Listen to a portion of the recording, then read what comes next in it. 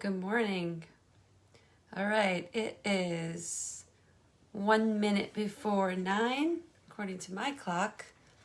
So we're going to start my book launch party, and I'm going to give a few minutes to people strolling on, getting some signals that I'm going live. I'll wait till we have a few active viewers, and then I'll get started.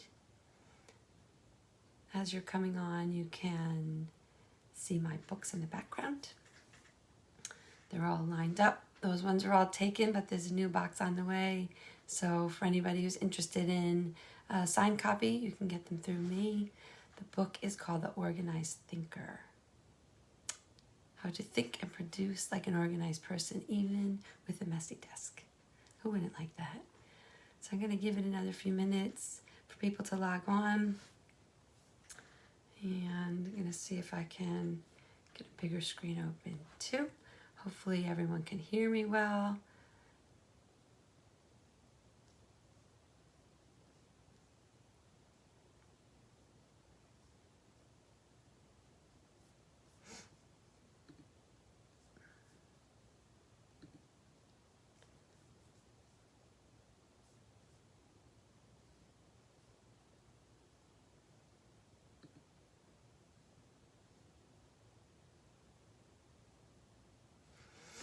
All right, that's great. So I've got another screen open, so I'll be able to see any questions as we go. And we're going to get started in just a few minutes. Wait for people to get on. I know people were reaching out and saying, send me the link, but it is pretty easy to get on if you've never gone to a live event. I was hoping to be in a bookstore today, but that's not going to work out. So, I'm here now, sitting in my own office, in my lavender room, which is one of my favorite rooms in the house. It's where all the work gets done, especially during COVID. All right, so we've got some viewers coming on. We'll give it another minute or two. Again, today is my book launch party for The Organized Thinker. How to think and produce like an organized person, even with a messy desk. I'm not saying you have a messy desk. You don't have to have a messy desk for this book to help you, but you can have a messy desk. And this book still will have an impact. I actually have several people already pre-ordered the book and have been reading the book, and everyone's written wonderful reviews already. Some are posted to Amazon as we speak. I see Betty's on. Hi, Betty. She's a big fan of mine. She loves the book, and I hope she can stay for a while, long enough to hear me read a chapter.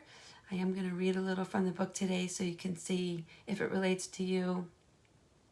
I wrote the book with the intention of it being able to relate to really anyone.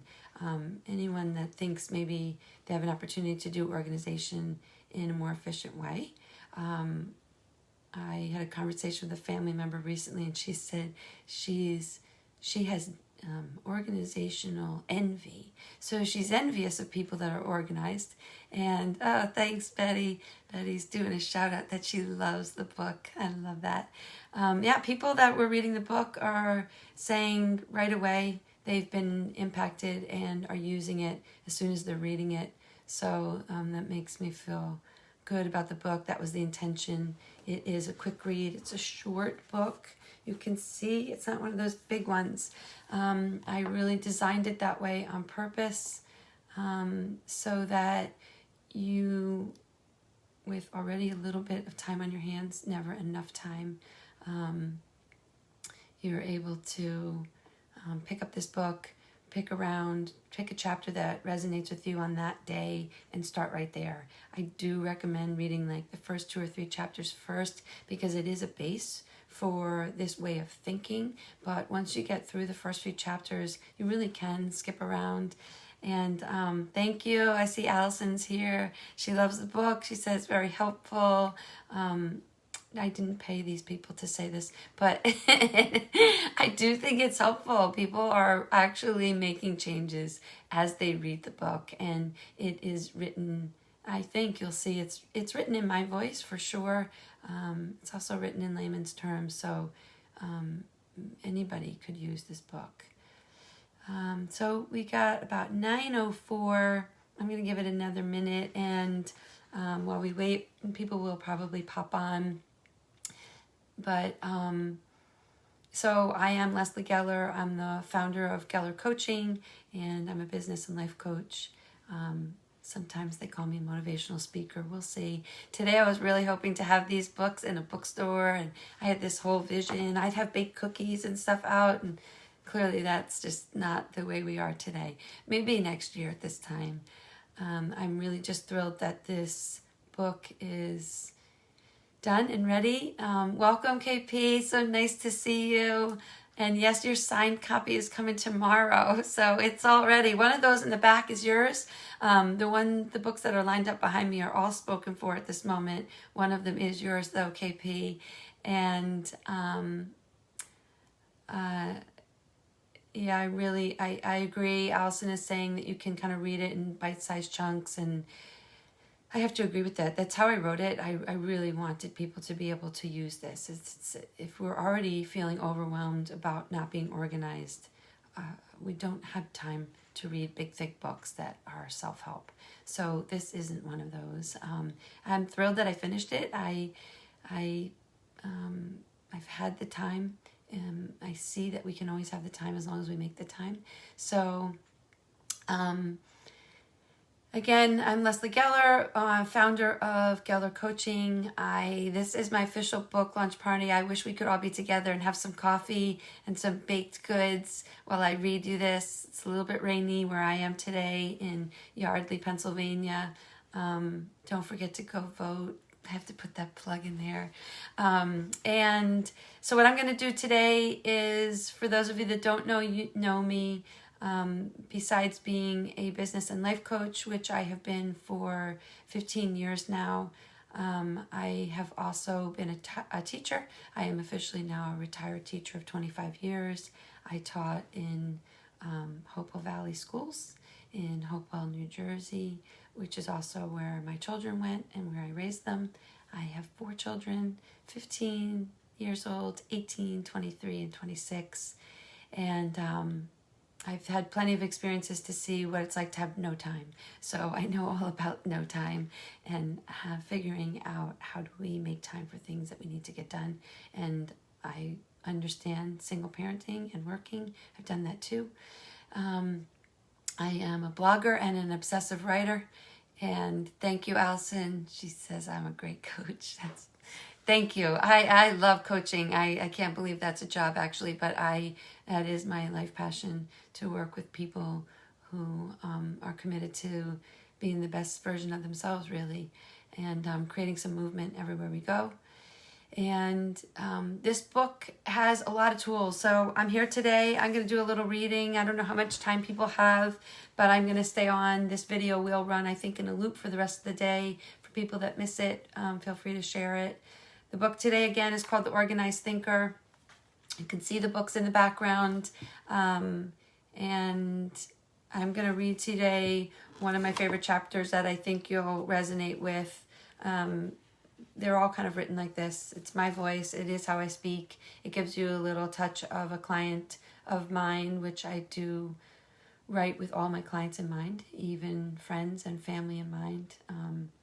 I don't give coaching to anyone that doesn't ask anymore. That doesn't work. So I'm going to read today.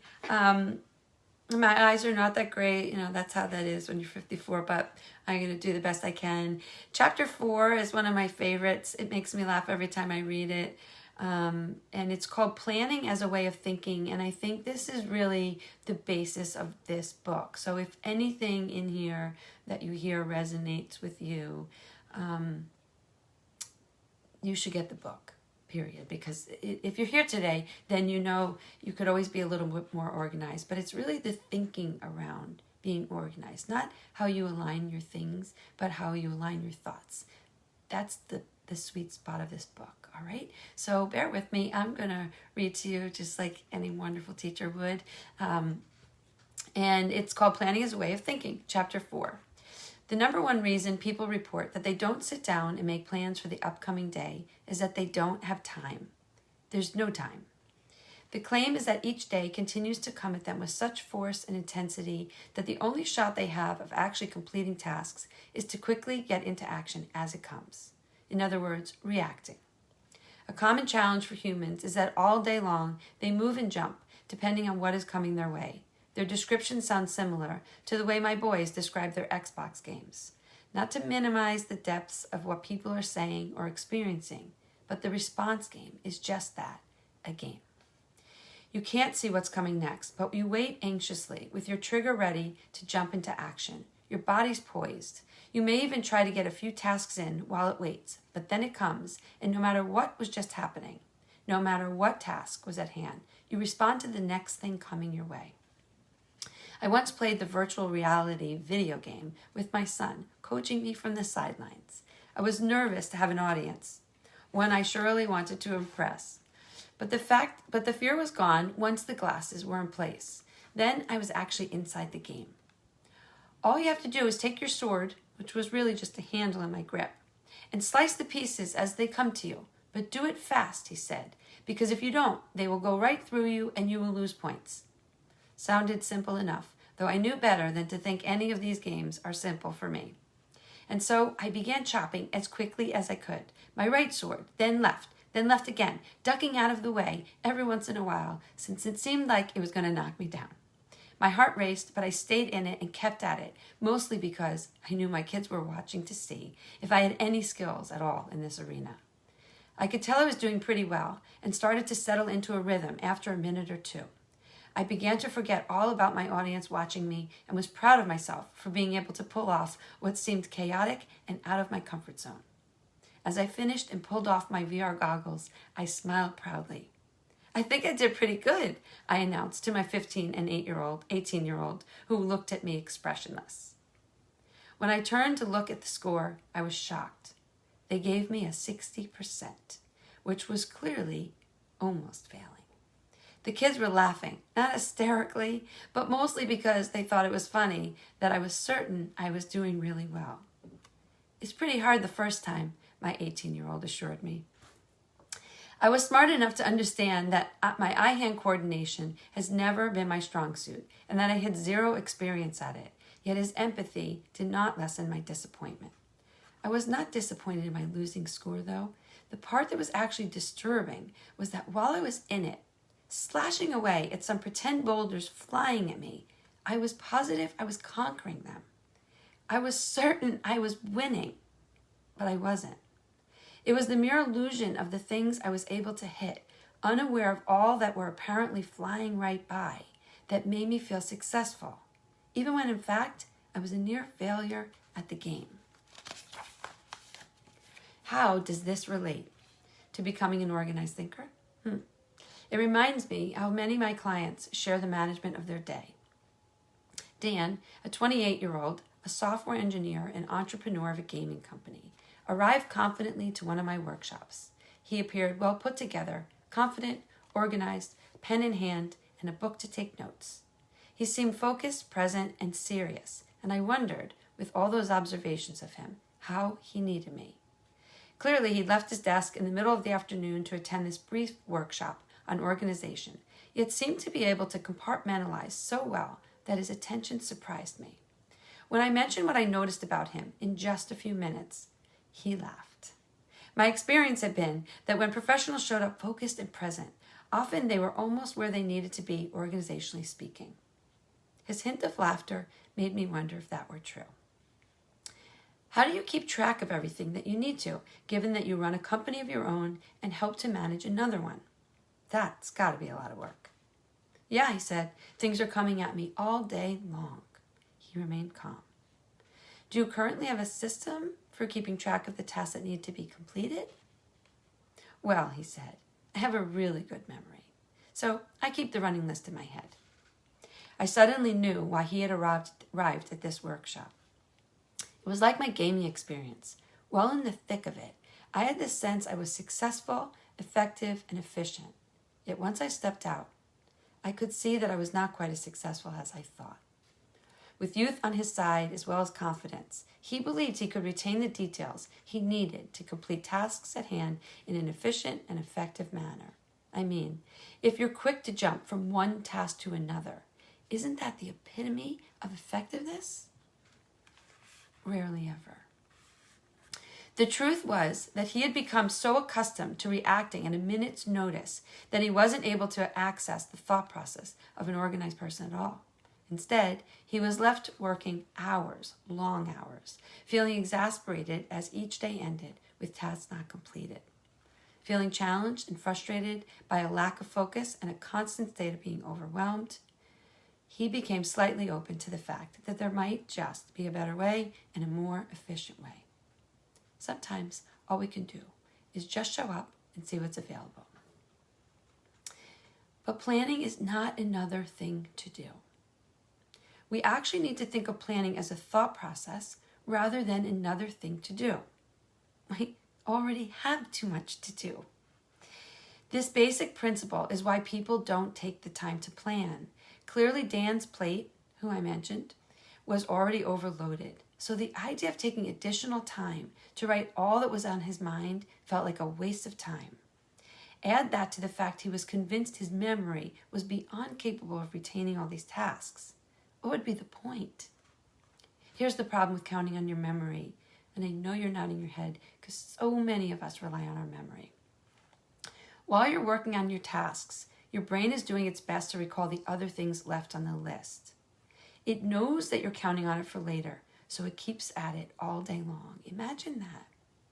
Asking part of your brain to work on the task in front of you while asking the other part of your brain to hold on to what has to be done next. And not just the very next tasks, but all of the tasks. Can you pat your head and rub your stomach in circles at the same time? Well, okay, you might be able to, but you get the point. It's a lot to ask your brain, especially with an expectation of completing the work with satisfaction. Here's where the thinking part comes in. The organized thinking person who's able to keep stress levels low and productivity high does not look at organizing this list as another job. Instead, they look at the list as something that needs to be mentally organized in order to begin working in a clear-headed way. Compartmentalizing your thoughts. And yes, in order to compartmentalize your thoughts so that you can think and produce like an organized thinker, you do need to write it down. And the critical part is to not get fearful or overwhelmed that you now have to think of yourself as an organized person. That could be an entire life change for many people. It could also be one that causes feelings of being overwhelmed, as well as adding resistance, which actually will only worsen the current state of mind. As confident as Dan was the day he told me about his ability to remember, he willingly took on this way of thinking like an organized person and began to write out his tasks at the end of each day in preparation for the next day. After several weeks and relentless fine-tuning, he began to see the shift in his focus. I do feel the value in being able to physically see on paper what I need to get done, he said. Instead of having to do mental games to figure out what and when everything needs to get done, I can simply jot it down. It seems like a simple thing, but just being able to see it allows me to have longer periods of focus. And with this job, I need that to be successful. That was chapter 4. That is my favorite. And I read that one because I think it's the one that we most relate to. And it's why we pick up books about organization or watch videos or whatever it is you're doing. Maybe you do have a coach. Maybe you don't, but have been thinking about getting a coach. So it is about the way we think. And this concept that technology can take care of all of our problems, right? We can put everything in our phone. We can put everything in our computer. It is really helpful. I have reminders on every device I own. But I also have a planner where every day when I get to my desk, it's wide open and it shows me the whole week at a glance. And anytime a thought bubble comes up, in the middle of working on something else, I can just jot it down there and get back to work. If I have to go to my computer to jot it down, now I'm distracted by the emails and by whatever else is on there that's telling me what to do. So that's really the idea. If you're checking in today just to see about this book, it's called The Organized Thinker, How to Think and Produce Like an Organized Person, even with a messy desk. You don't have to have a messy desk to have this book and to have it work, but I have a lot of comments that came in today. People that are already have read the book, that have just started or have already read it, have mentioned that you can read the book in bite-sized chunks, which I love. Hi, Diane. Welcome. And Allison said the book has helped her think differently about organization, which has been a game changer for her. Yeah, I mean, that's the idea. You know, we really need to think differently because so many people say, I'm just not organized. It's just not my thing, you know? And that might be true. But you can still learn to think like an organized person and produce the same things as they do. And so that's really what we want to get to. Chapter 4 that I just read really summarizes all of that, and that idea that while you're in it, you feel like you're going, right? I mean, you're busy, you're working, and then you're working on this, and then you're working on that, and then someone calls and you pick up that. And at the end of the day, there's this scattered, just overwhelming and exhausted feeling. And that's what we want to avoid. We want to feel like we're not responding just to everything that comes at us, reacting, but we have a real plan in how to get things done and also respond to people on our time schedule. Betty Ann had a great question. Where can you buy the book? And how about for a friend? And the book is on Amazon as we speak. There's a few reviews already posted. There's a few more coming out that haven't listed yet.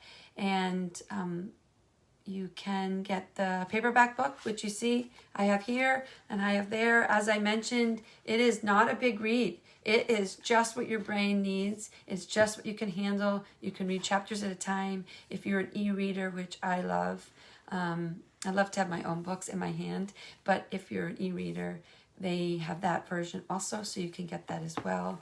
And like I said, everything is on Amazon.com. You can go there and check it out. There's some other information. You can access my blogs on there as well. If you go to my profile, if you do read the book, let me know. Go ahead. Post a review. I feel okay about saying that.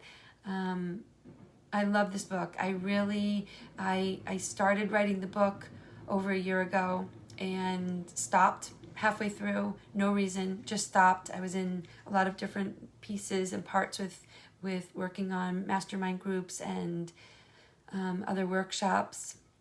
And then in one of my mastermind groups, while offering the opportunity for the group members to commit to something they could complete in 30 days, I said, you know what, game on. I will take on that accountability partner as well. And I declared that I would finish that book in 30 days. And I just figured out exactly how that was going to look. And I did. And it was really for myself. But at the end, I was kind of afraid to go back and read it because it felt like I'd been in it for a while. But when I did finish it, I really feel good about this being a real tool that people can actually use. I work with people from 20-year-olds all the way, that are in college and trying to get organized and feel no stress, all the way to, people in their 60s. It doesn't really matter your age. We're all looking for a more efficient way and a way to be not only successful, but feel balanced in our day. That's great. Diane says she's really enjoying the book, and she's realizing that she's not that organized. And she said she didn't realize actually how much she wasn't. So yeah, I can appreciate that. It's just like explaining myself playing that Xbox game and having these virtual reality goggles on and feeling like I was conquering every single one. I wouldn't have been surprised if I got 100% when I was done on my score, because I was slashing left and right. And as soon as the goggles came off and kids were laughing at me and I saw my 60%, I thought, wow, we really just don't know when we're in the thick of it. We might just say, I'm exhausted every day. That just might be our mantra. And after maybe popping some B12s, realizing even that's not helping, or sleeping. If you're missing out on sleep, I can tell you, if you're not sleeping well, read this book. I promise you, it's a game changer. I have my hands in a lot of things, but I don't like to give up my sleep. I'm a 9-hour sleeper, and that's the way I like it. And it is about knowing how I end each day, what's going to be, what the day looks like tomorrow, and starting that day tomorrow, opening my book and seeing I'm already set and just making changes as I go. So I really hope that you'll get the book. If you do want a signed copy, feel free to reach out to me. You can go to my website, Geller Coaching, and just go to Let's Connect, and you'll see there's a space where you can write in that you want a copy. There's some other things you might want in on. There's another book posted there. You can check out my blogs. You might be interested in some of those. Maybe you have a company of people, a team of people who are struggling at home to work and be efficient and effective with a house full of kids home. I can so appreciate that. I am doing virtual or organizational workshops also for teams, sales teams, any kind of team you have. I think we're all in the same space, and it looks like winter is going to make sure we keep working on this too. So this is temporary, but it's not going away real soon. And if we could fine tune how we organize and get things done now, everything will be so much easier later. If you have a team of people and I can get them all copies of the book, as for your whole team, and then they'll have the book in hand and we can do a workshop together, do some mini lessons together. People have been really receptive to that, and I'd like to do interactive ones. So I appreciate today for everyone that showed up and brought some questions to the table. One of the questions was asked, who's this book for? If you're here today, if you checked it out, even for 30 seconds, if you wondered if there's something else available to you, it's probably for you. It's, even if you're organized, this is just another way to fine tune what you already do in ways that you might not have thought of. The book covers everything, even fine tuning the way you set up things in your home so that you can be efficient in getting out of the door. For those of you that are still going out, I don't go out that much anymore. But I'm pretty well set up in my office. I worked through COVID in the beginning to make sure this was a spot where I really wanted to work. It has the colors and the setting and the feeling that I want. And those things are really important. Someone else asked what inspired me to write this book. Literally every person I know. Every teacher I've ever taught with in the 25 years I taught, and every client I have ever had has inspired me and has always said at different points during work with them, I wish you could just put all these tools in one bucket for me and hand it over. Well, here it is. Here's the toolbox. Take this. It will really matter. There's topics on everything. Go to Amazon.com, check it out, grab yourself a copy, get an e-reader if you want. I don't know. People have been buying a few for people they work with, for people they love. So thank you so much for coming today. This is not exactly how I thought my book launch would be. I hoped I could be with all of you with coffee and donuts. But go ahead and have a cup of coffee on me today and grab your book and do some reading maybe this weekend outside in the sunshine. And thank you so much for showing up. And I hope to hear from you soon. I'd love to hear how you love the book. All right. Talk to you soon. Bye-bye.